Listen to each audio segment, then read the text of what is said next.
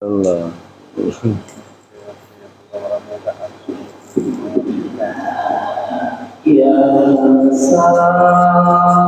Jancok. Jancok.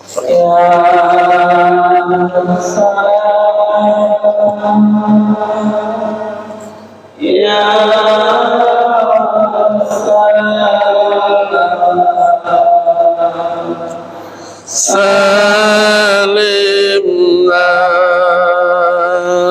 ya salam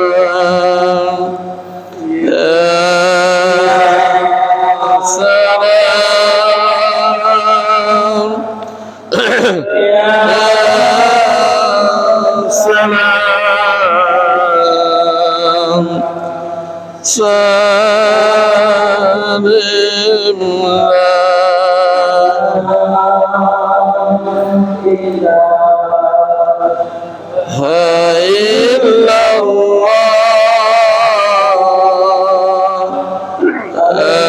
الملك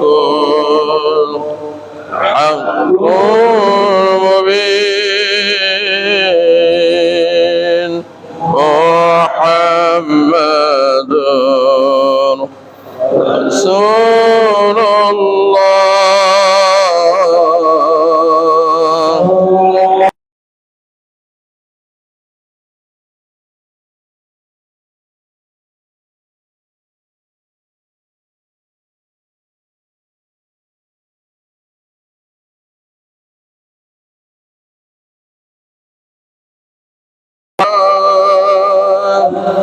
الملك الحق المبين محمد رسول الله صادق الوعد الأمين.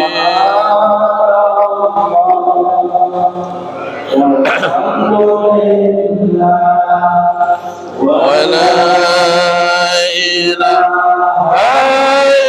إلا الله والله أكبر ولا حول ولا قوة إلا بالله العلي العظيم.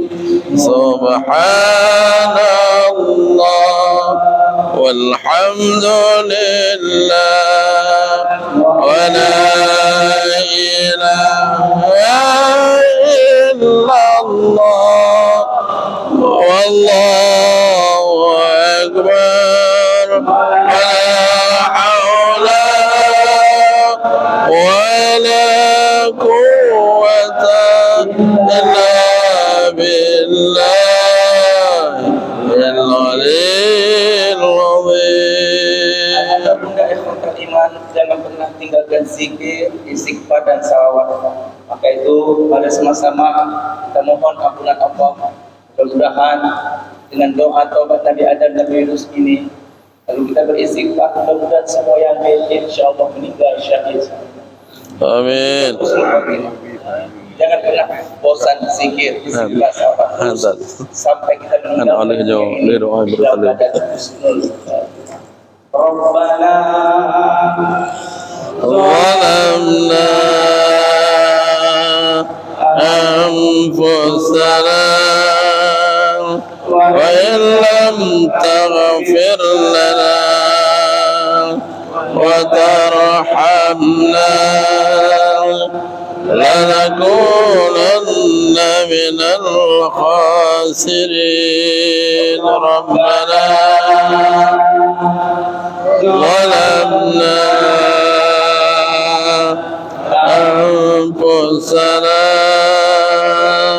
وإن لم تغفر لنا وترحمنا لنكونن من الخاسرين. لا إله إلا أنت سبحانك إني كنت من الظالمين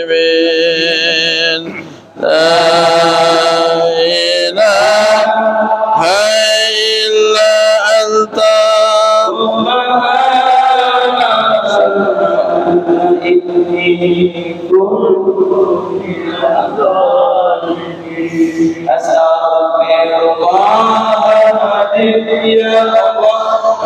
أستغفر الله العظيم يا رحمن أستغفر الله العظيم يا رحيم أستغفر الله العظيم أستغفر الله العظيم يا الله أستغفر الله العظيم يا رحمن أستغفر الله العظيم يا رحيم أستغفر الله العظيم أستغفر الله العظيم يا الله أستغفر الله العظيم يا رحمن أستغفر الله العظيم يا رحيم أستغفر الله العظيم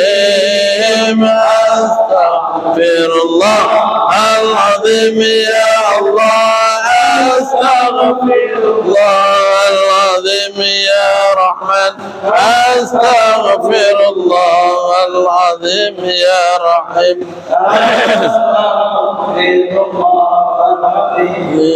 الذي لا إله إلا هو الحي القيوم وأتوب إليه. السلام عليكم ورحمة الله وبركاته. Waalaikumsalam warahmatullahi wabarakatuh. Yang mulia para alim ulama, semua guru-guru kami yang hadir di sini, wabil khusus Ketua BKM Pak Haji Sofian yang luar biasa. Beliau mengajak kita untuk memakmurkan rumah Allah mumpung kita masih hidup di muka bumi. Dan beliau mengatakan juga surah Al-Fussilat ayat 33, "Wa man ahsanu qawlan mimman da'a ila Allah wa 'amila shalihan wa qala innani minal muslimin." Allah perankan semua kita sebagai da'i dakwah. Bagi jamaah Arafah, mulai Ahad depan, satu orang bawa satu ke masjid. Satu orang bawa satu. Makanya sebelum kita meninggalkan dunia ini, sebelum kita meninggalkan dunia ini, carilah sahabat-sahabat yang mengajak ke surga, bukan yang mengajak ke neraka jahanam. Carilah sahabat yang pertama yang mengajak kita sholat, yang kedua yang mengajak kita ngaji, yang ketiga yang mengajak kita puasa. Kalau jumpa sahabat kita, jangan lepas. Insya Allah dunia kita bersama dia, insya Allah kelak akhirat kita pun bisa bersama dia dalam surganya Allah. Alhamdulillah hadir di sini Kepala Dinas Syariat Islam Banda Aceh beserta dari kota dan provinsi, dan Bapak Polisi banyak sekali hadir, apalagi Bapak TNI dari Raider 112 yang dia pakai, dari Rindam juga hadir, dari Kota Ismail Hayat juga hadir. Allah bahagia sekali hadir. Mudah-mudahan semua yang hadir, insya Allah saya doakan bisa berkumpul dalam surganya Allah bersama. Amin. Amin. Sallallahu alaihi wasallam. Amin. Ayahanda Kota Liman, insya Allah Ahad depan kita akan mengunjungi Masjid Nurul Huda Penjera. Masjid Nurul Huda, Nur Cahaya, Huda petunjuk. Mudah-mudahan kita dapat petunjuk sampai akhir ayat kita. Amin ya Allah. Kita menutup mata ini dengan kalimat La ilaha illallah. Sama kita mendengarkan tausiah dari guru kita bersama, Ustaz dan lagi dapat doktor insyaallah. Ila saya hadir al-Mubarak baik faktor masyhur. Insyaallah, masyaallah. Satu lagi.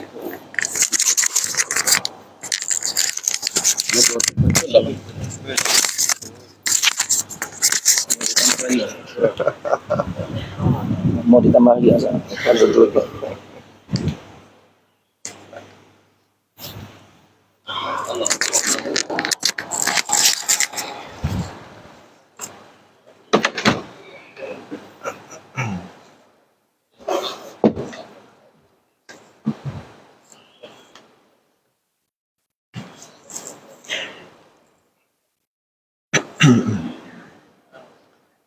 Assalamualaikum warahmatullahi wabarakatuh. Alhamdulillahilladzi bi ni'matihi tatimmu shalihat wa bi fadlihi tatanazzalu al-khairat wal barakat wa bi tawfiqihi tatahaqqaqu al-maqasid wal ghayat. Allahumma salli wa sallim wa barik ala sayyidina wa maulana Muhammad wa ala alihi wa sahbihi ajma'in, amma ba'd. Hadirin jamaah sekalian yang dimuliakan Allah, puji beserta syukur senantiasa selalu kita persembahkan kepada Allah Subhanahu wa taala atas segala limpahan rahmat, karunia dan nikmatnya kepada kita semua. Dan saat ini kita baru saja dan sedang merasakan salah satu nikmat yang sangat besar dari Allah, berupa taufik dan inayah untuk dapat menikmati salat subuh secara berjamaah. Mudah-mudahan nikmat seperti ini terus Allah berikan kepada kita hingga akhir hayat kita nanti. Selawat beriringkan salam juga kita sampaikan kepada baginda Rasulullah sallallahu alaihi wasallam, kepada seluruh keluarga dan sahabat-sahabatnya sekalian. Tadi imam kita dalam bacaan ayat-ayat Al-Quran yang dibacakan pada rakaat pertama setelah Al-Fatihah, di antara bagian ayat yang dibacakan Allah menyebutkan yauma tabyaddu wujuh wa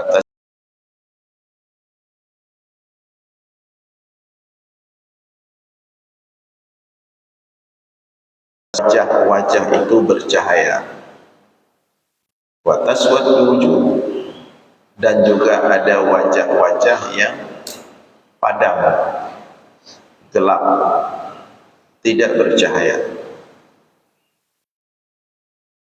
Di sini tidak disebut wajah kulit putih atau kulit hitam, tapi disebut tabyaddat wujuh wa taswaddat wujuh. Hari wajah-wajah ada yang bercahaya, tabyaddat, ya, dan ada wajah-wajah yang padam, gelap, ya. Penyebutan wajah dalam Al-Quran itu ada yang secara makna hakiki, ada yang secara makna majazi. Makna hakiki adalah wajah dalam bentuk salah satu bagian organ tubuh yang kita miliki, wajah kita, fisik. Tapi wajah juga ada makna majazi. Wajah dalam makna majazi adalah keseluruhan tubuh makhluk. Sehingga wajah itu ketika disebutkan, dia tidak hanya menunjuki kepada satu bagian organ saja, yaitu fisik, bentuk wajah yang kita miliki ini, tapi wajah ketika disebutkan juga bisa bermakna mewakili seluruh kesatuan tubuh manusia, atau mewakili perwujudan zat, sebuah zat, atau suatu zat. Seperti misalnya Allah sebutkan dalam Al-Quran, kullu man 'alaiha fan wa yabqa wajhu rabbika dzul jalali wal ikram.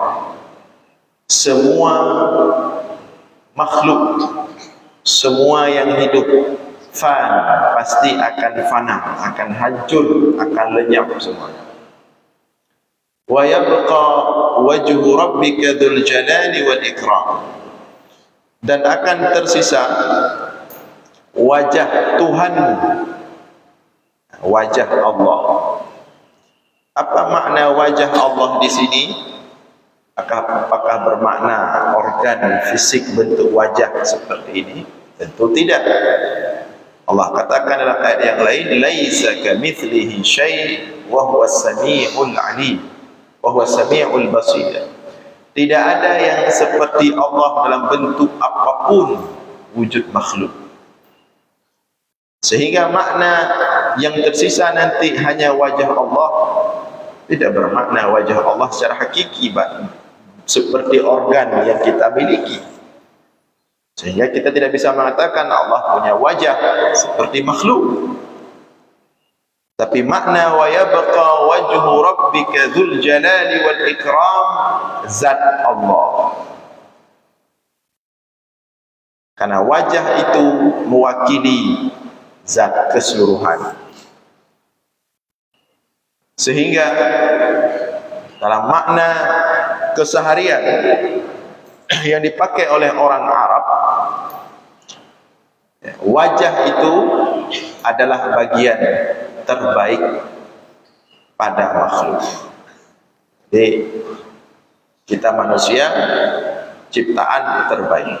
Laqad khalaqnal insana fi ahsani taqwim. Sungguh telah kami ciptakan manusia fi ahsani taqwim, pada sebaik-baik penciptaan.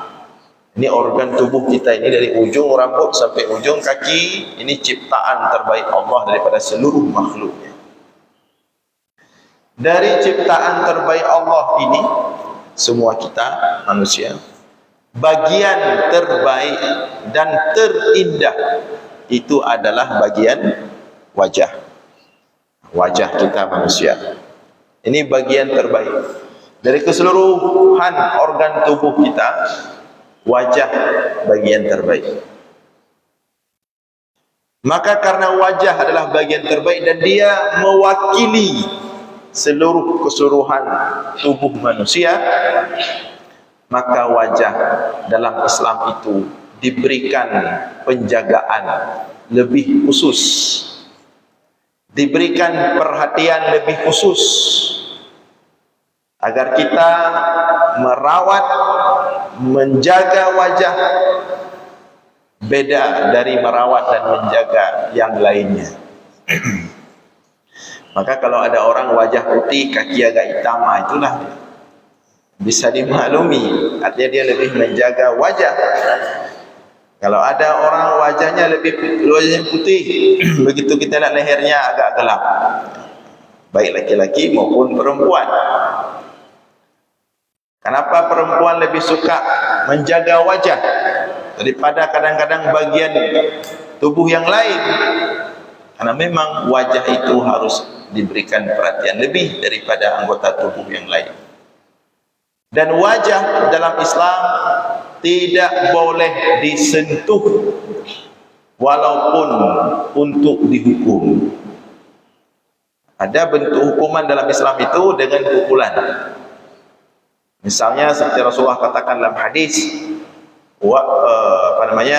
murru auladakum bis salat idza balaghu 7 sinin wadribuhum 'alaiha idza balaghu 10. Perintahkan anak-anak kalian untuk salat apabila mereka telah sampai umur 7 tahun, dan pertegas dengan cara memukul, tapi tentu pukulan ghairu mubarrih, yang tidak melukai. Pukul mereka kalau mereka meninggalkan salat saat umurnya sudah sampai 10 tahun. Pukul di sini haram kalau menyentuh wajah. Demikian juga dalam hukuman jilid atau cambuk.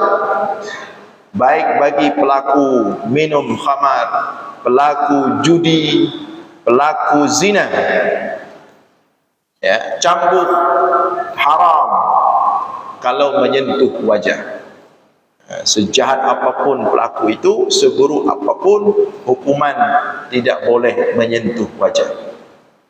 Maka kalau hudud saja, hudud itu artinya hukuman langsung syariat dari Allah, bukan takzir, ya. Takzir pilihan manusia, memberikan hukuman apa kepada pelaku pelanggaran syariat.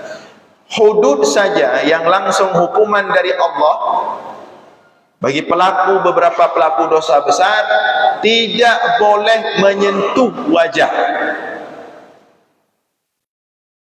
Maka bagaimana kira-kira pendapat kita? Orang yang suka menghukum orang lain dengan menampar wajahnya, dengan menempeleng, apa hukumnya? Pelaku dosa besar, diturunkan hudud oleh Allah, tapi tidak boleh menyentuh wajah. Bagaimana dengan orang-orang yang suka mukul di wajah, tampar, tempeleng, atau bahkan ada yang main kaki mengenai wajah? Maka hendaklah diperhatikan baik-baik. Suami-suami, orang tua yang suka memukul anaknya, kalau mengenai wajah, maka yang anda lawan Allah. Karena wajah ciptaan terbaik Allah pada manusia, tidak boleh disentuh sembarangan. Bagi suami-suami yang suka menyentuh, bukan menyentuh sunat, menyentuh wajah istri, menampar, ya, maka anda melawan Allah, bukan istri anda, bukan manusia, Allah. Tidak boleh menyentuh atau memukul mengenai wajah. Jadi wajah itu diberikan kemuliaan secara khusus dalam Islam. Dijaga dengan baik, dirawat. Tidak boleh disakiti wajah itu. Ya, dan harus dirawat. Arugli, pakai sabun atau apapun yang membersihkan wajah. Orang yang membiarkan wajahnya lagenaju, tidak ada upaya untuk merawatnya, menjaganya, dia menyalahi sunnah Rasulullah sallallahu alaihi wasallam. Rasulullah itu wajahnya selalu bercahaya-cahaya, bersih, ya, putih, nyaitubit reuh seperti butiran mutiara. Kalau keluar keringat kita kuning kehitam-hitaman, kuning reuh mencampur dengan wajah mabe, harus dijaga wajah. Saya melihat kami melihat ulama-ulama di sana di Mesir, ya. Ternyata kita berpikir cukup dengan nanti kita sampaikan, memang kita akan sampaikan penyebab-penyebab wajah itu bercahaya dengan amalan-amalan tertentu. Tapi tidak cukup berharap wajah itu bercahaya dengan amalan-amalan tertentu. Ada orang mengatakan misalnya, apa yang pakai nyampe sabun-sabun, pembersih wajah, yang penting danyo tunggu semayang mentang tapi dah cukup. Kalau tidak percaya, cobalah. Seperti orang mengatakan, yang penting tahajud. Ada orang berfikir sekali tahajud langsung bercahaya wajah. Ada ulama salafus saleh mengatakan, saya menganggap bahwa dengan tahajud qiyamul lail wajah saya bercahaya. Ternyata ketika saya coba setelah 30 tahun saya qiyamul lail baru bercahaya wajah. Tak bisa dengan qiyamul lail 10 malam bulan Ramadan lenyan menani temu raya ya lulu kaca buka putih buka cahaya hanya cahaya. Tak cukup dengan hanya berharap amalan. Harus dirawat wajah, ya, dibersihkan. Abdullah bin Mas'ud, salah seorang sahabat Rasulullah sallallahu alaihi wasallam, yang mungkin tubuhnya kecil, kurus, tapi beliau selalu menjaga wajah, jerawat tadi. Bagian wajah apa? Wajah, rambut. Sehingga Abdullah bin Mas'ud kalau di rumah itu selalu tampil stylish, wajahnya bersih. Na urang wajah bedah dari bengah tapi itu. Ditanya sama orang, wahai Abdullah bin Mas'ud, karena beliau selalu rambutnya rapi, wajahnya dibersihkan di rumah. Selalu seperti itu. Di rumah saja seperti itu, apalagi kalau beliau keluar. Ditanya sama sahabat, wahai Abdullah bin Mas'ud, kenapa engkau suka berdandan? Maksudnya suka selalu menjaga penampilanmu, padahal engkau di rumah. Kata Abdullah bin Mas'ud, sebagaimana aku suka istriku selalu tampil cantik di depanku ketika di rumah, demikian juga aku ingin selalu tampil maksimal di depan istriku saat di rumah. Jadi jangan berharap istri saja yang harus skincare, yang harus make up, yang harus perawatan. Tanya lagi-laginya itu acak-acakan. Tidak boleh. Itu menjaga wajah secara fisik agar selalu bersih, segar, ya, tidak kotor. Nah, itu harus. Nah, makanya kalau bawa motor pakai helm itu selain perintah Allah, perintah syariat itu. Ya. Ati Allah wa ati'ur Rasul wa ulil amri minkum. Taat kepada Allah, taat kepada Rasul, wajib juga patuh kepada peraturan-peraturan pemerintah. Salah satunya misalnya pakai helm, itu wajib, bukan sunnah. Dia selain menjaga keamanan, artinya keselamatan, juga untuk menjaga wajah. Jadi hanya mentang-mentang urang taat, urang saleh, balap je Honda helm tan, wajah ada betul bercupi, hanya diberhentikan sama polisi, kenapa enggak pakai helm Pak? Kamu enggak tahu peci saya ini ini lebih aman daripada helm.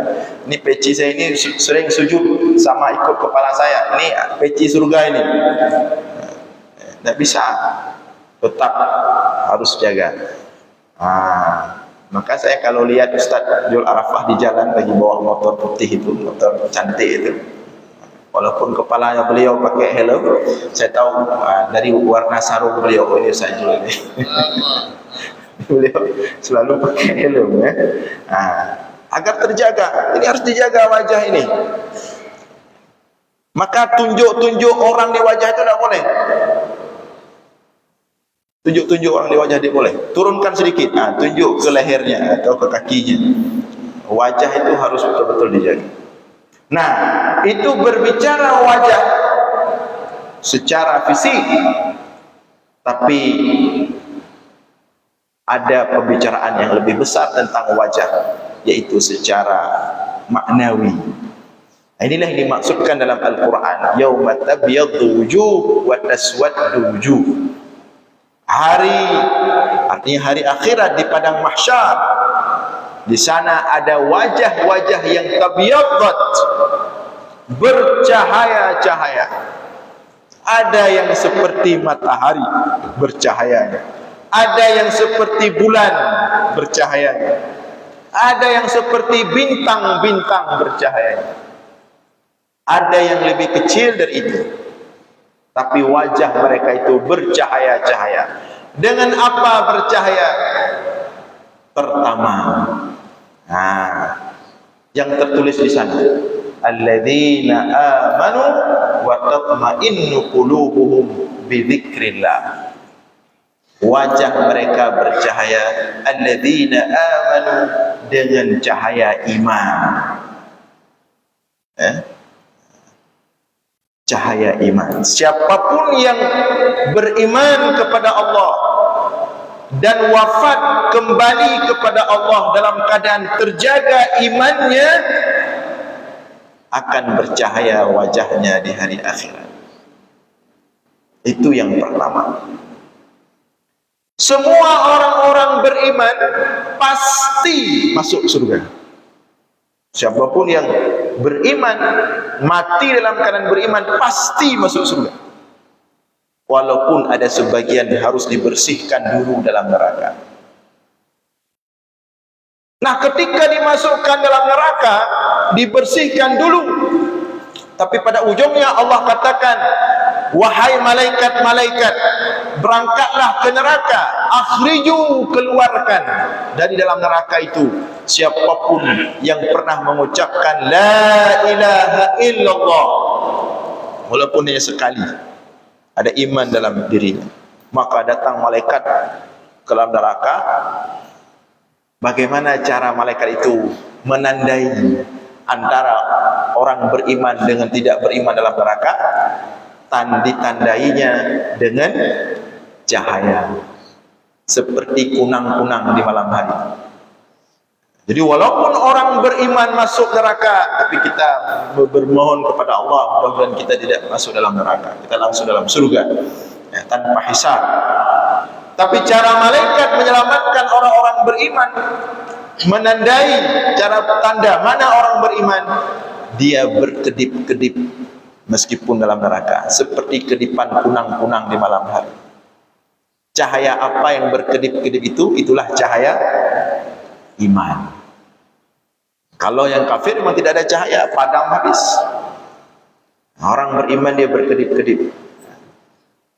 Nah, dari situ ya, malaikat melihat ini diselamatkan, ini diselamatkan, diselamatkan. Yang berkedip-kedip diselamatkan, walaupun berada dalam kerak neraka. Tapi tetap kedipan cahaya iman itu tidak bisa dipadamkan oleh siapapun. Itu sudah ketentuan Allah. Walaupun kecil, kedip-kedip.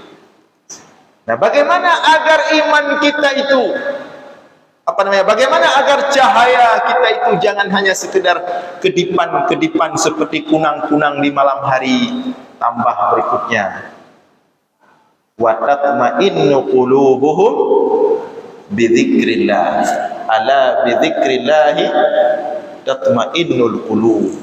Agar cahaya itu bertambah dengan zikir. Maka Rasulullah katakan, mathalul ladzi yadhkurullah wal ladzi la yadhkurullah kamathalil hayyi wal mayyit. Perumpamaan orang yang senantiasa berzikir kepada Allah dengan orang yang tidak berzikir kepada Allah, perumpamaan sama seperti orang, perbandingannya orang mati dan orang hidup. Maksudnya ada cahaya dan tidak ada cahaya. Yang berzikir kepada Allah bercahaya, yang tidak berzikir kepada Allah tidak bercahaya. Lihat saja wajah Ustaz Jul Arafat, bercahaya.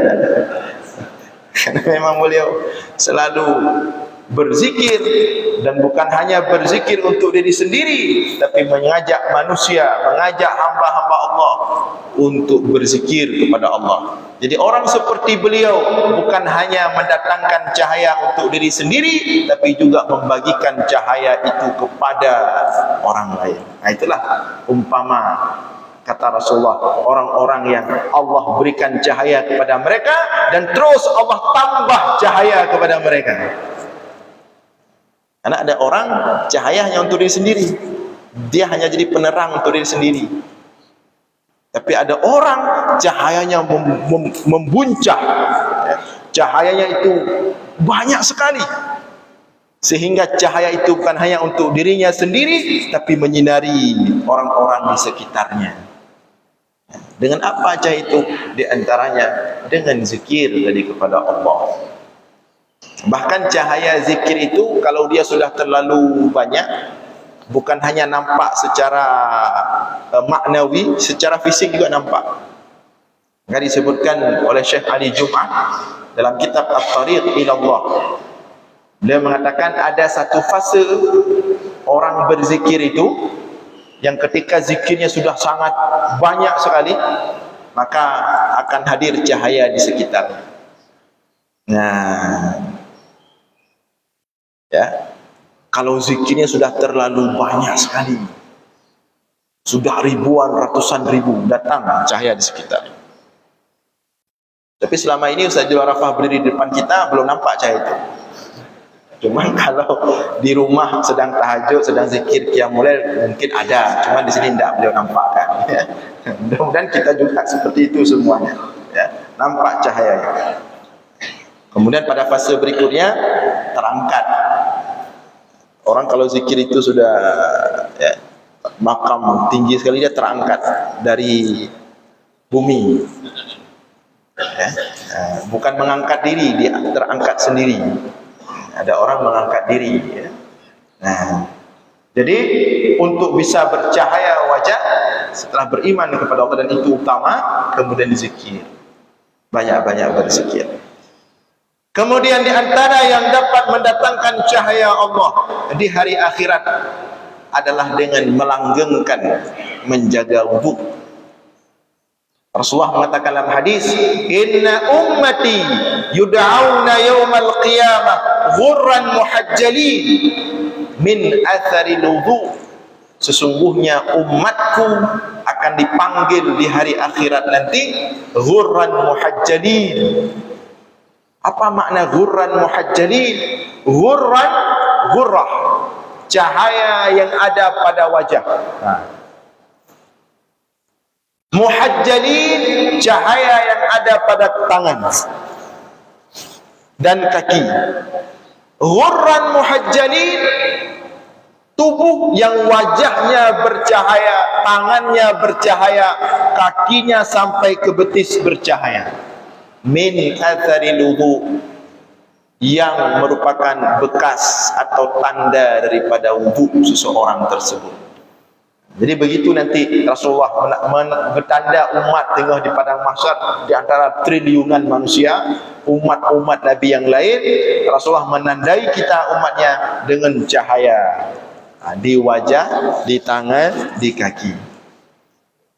Dengan dalam kitab Fathul Mu'in, masalah hasyiahnya I'anatul Talibin, disebutkan di situ kalau berwudu berusahalah untuk sempurna. Jadi kalau berwudu yang wajib harus kena, kalau wajah kemudian harus sampai ke papan ini, ya, bawah. Nah, kalau jenggotnya tipis-tipis seperti ini harus basah semua. Tapi kalau jenggotnya terlalu besar, nah, jadi cukup dengan di sela-sela saja. Tapi ini harus dari atas mambatus sya'ri, tumbuh rambut pada umumnya, sampai ke bawah papan, harus sempurna. Itu akan bercahaya nanti. Demikian juga kalau cuci tangan harus melewati siku-siku, jangan paskan di siku-siku, lewat sedikit. Ma la yatimul wajib illa bi fa wajib. Demikian juga kalau mencuci kaki harus sampai betis, jangan dipaskan di mata kaki saja, karena itu akan bercahaya nanti. Wudu itu harus dinikmati, jangan wudunya baik lagi urung melet-let. Nikmati wudu itu, dahsyat sekali wudu itu. Coba nikmati, akan diberikan sesuatu oleh Allah dalam wudu itu. Ini ada orang gerubang, sudah siap ya. Wudu itu pendatang cahaya, nikmati. Tapi juga jangan maksudnya lama-lama di situ habis air. Sempurnakan dan langgengkan. Makna langgengkan, usahakan wudu itu dijaga terus sebisa mungkin, ya. Batal wudu lagi, batal wudu lagi. Karena melanggengkan wudu itu sunnah Rasulullah dan para sahabat. Mereka itu selalu jaga wudu, sehingga kalau ada yang keluar angin di antara mereka dalam kamar ramai langsung terdeteksi. Karena mereka menjaga wudu. Seperti yang kisah pernah kita cerita itu, Rasulullah diundang makan oleh salah seorang sahabatnya ke rumah. Datang Rasulullah bawa para sahabat, dihidangkan makan daging onta, talam nasi talam itu. Dihidangkan daging onta, kemudian makan Rasulullah bersama para sahabat. Tiba-tiba ada yang keluar angin, kayak di bigede. Lagi makan dengan baju wudu pula. Para sahabat tak berubah wajah, sama wudu dia. Tengok dapat baju wudu, tengok. Ada yang berbisik, tapreh. Dia si ada semayang asal, tapreh. Sotung semayang yang kenyau yang wudu dia. Kenapa bisa mereka mengatakan seperti itu? Karena yang lain memang jaga wudu semua, sahabat memang jaga wudu. Jadi kalau ada yang keluar angin langsung cek soal tu semayang lebih. Yang berarti jiganya yang wudu. Mereka melanggengkan wudu. Maka untuk bercahaya wajah kita, sempurnakan wudu, isbaghul wudu, dan langgengkan wudu. Itu yang kedua. Yang ketiga, di antara amalan yang mendatangkan cahaya Allah adalah salat duha. Inna duha'a duha'ak wa inna baha'a baha'ak. Doa duha itu sesungguhnya duha itu duhamu wahai Allah. Wa inna baha'ak, dan sesungguhnya cahaya, ketampanan, sinar baha'uk adalah milikmu. Artinya makna doa itu, berikan kepada diriku cahaya wahai Allah, sinar, air wajah. Maka orang yang sering wudu, wajahnya itu segar. Sepanjang hari dia itu bersinar. Biasakan salat duha. Mudah-mudahan wajahnya bersinar. Kemudian di antara yang mendatangkan cahaya adalah salat tahajud, qiyamul lail, salat malam. Salat malam itu nyata ya, nyata itu. Kalau orang rutin tahajud, rutin qiyamul lail, pasti bercahaya wajah.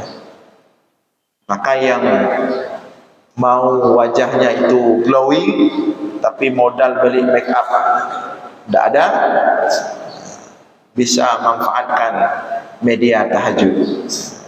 Tapi harus sabar, jangan berharap tadi seminggu tahajud pengen langsung glowing, ya, bisa.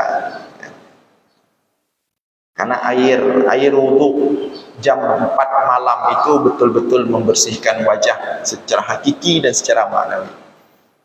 Di bud mendung. Jadi luar dalam, luar dibersihkan. Makanya kalau kita wudu jam 4 malam itu agak-agak pedih dikit. Kayak perempuan pakai pembersih kan pedih juga dikit. Walaupun pedih mata, tak tengok. Tapi dia memang membersihkan luar dalam. Tahajud itu ya. Itu betul-betul nyata. Kemudian di antara yang mendatangkan cahaya pada wajah itu adalah keaslian. Apa itu keaslian? Lawan asli adalah munafik. Orang yang hidupnya asli, tidak lain di depan, lain di belakang, wajahnya bercahaya. Tapi kalau orang hidupnya palsu, sangat mengganggu keteduhan wajah. Lain lam ate, lain bak babah, lain deh dakalan lahir, muka lain gepubut. Orang yang banyak menyimpan sifat kemunafikan itu tidak tenang hidupnya. Banyak beban hidup,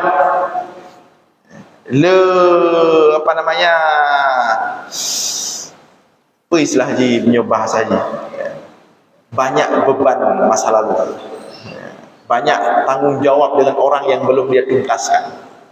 Orang yang kalau tidak tuntas dengan manusia, hilang air wajahnya, nggak tenang dia. Jumpa sama si fulan langsung ada masalah, jumpa sama si fulan langsung ada masalah. Kemanapun dia pergi, dia menyimpan, sehingga dia kondisi wajahnya itu tidak tenang. Maka kalau pengen wajah bercahaya itu, jadilah manusia yang asli, jangan jadi manusia yang palsu. Tapi kalau palsu, nampak di depan baik, nampak di depan makan halal, tapi begitu di belakang yang halal yang haram semua disikut.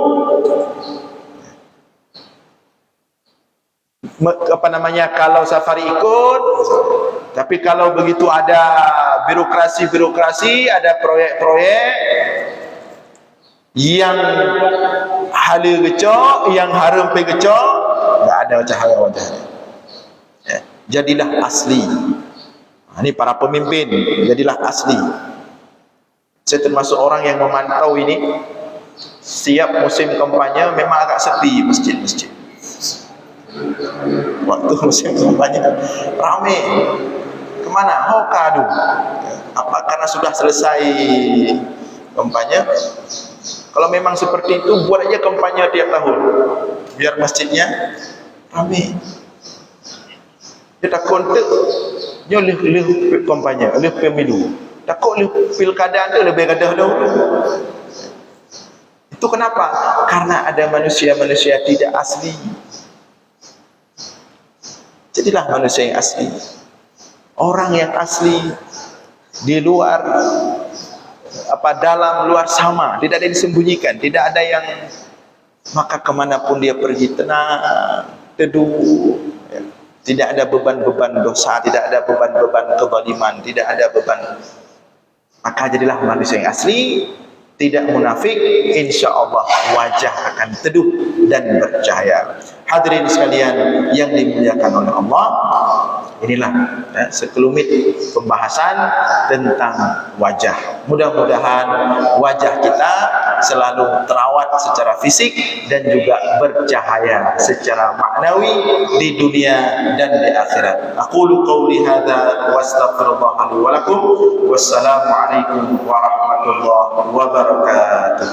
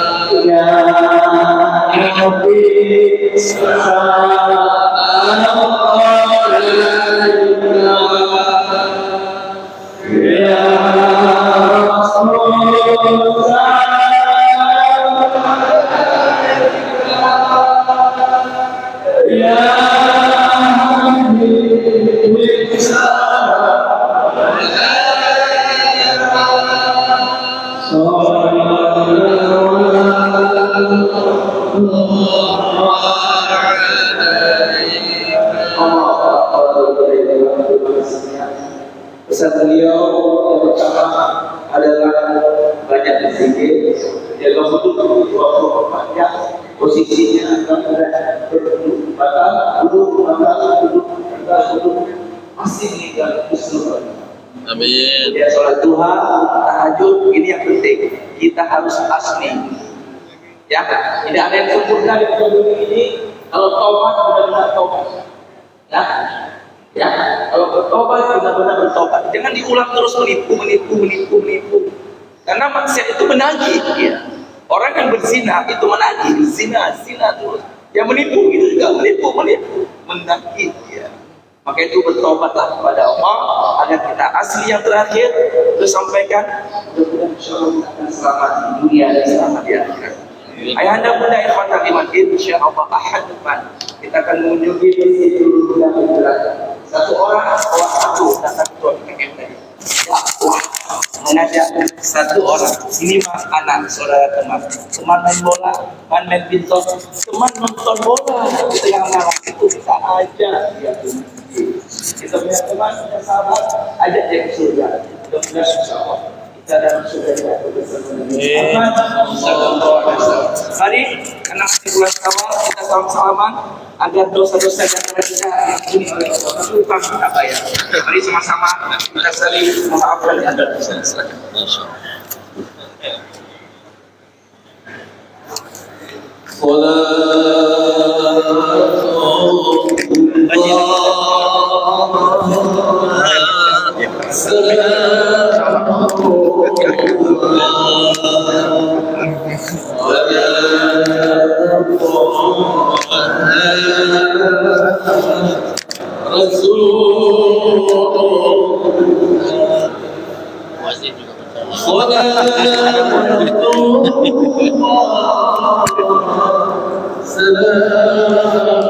Macam semua hidup.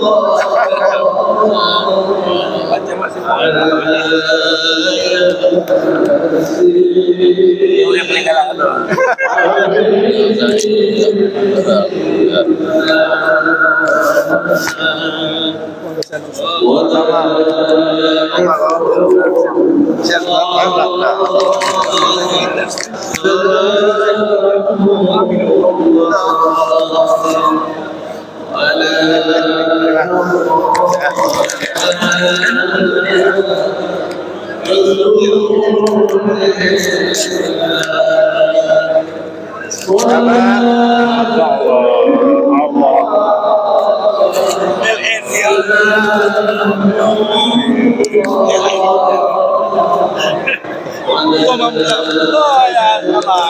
Smatri atau di mana Smatri kurma telat kemarin saya lihat di kamera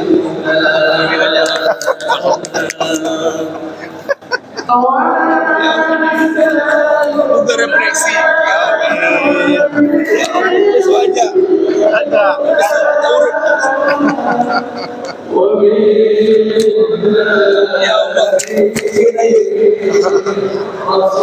ya Allah ya Allah kepala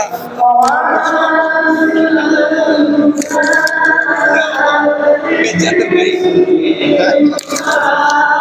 Tuhan serikda ya Allah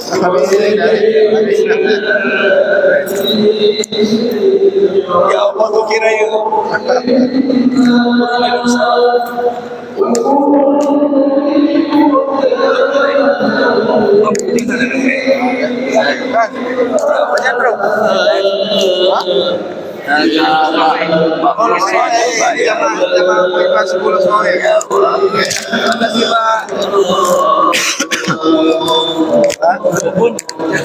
beliau.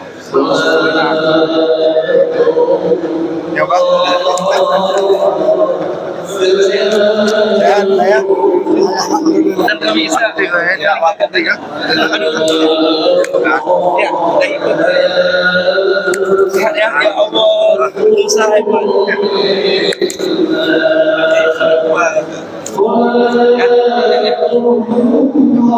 Ya Allah, burger terbaik. Kepala panjang.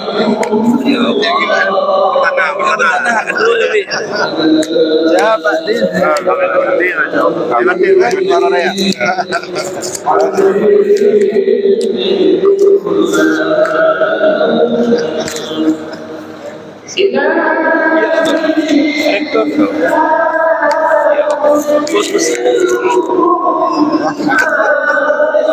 Oleh batin mah. Lumayan sih.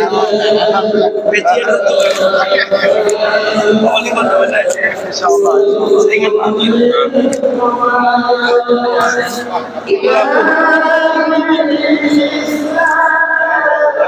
Tengok lah. Tengoklah. Ini tak ada merokok kan? Saya kata, orang dah apa orang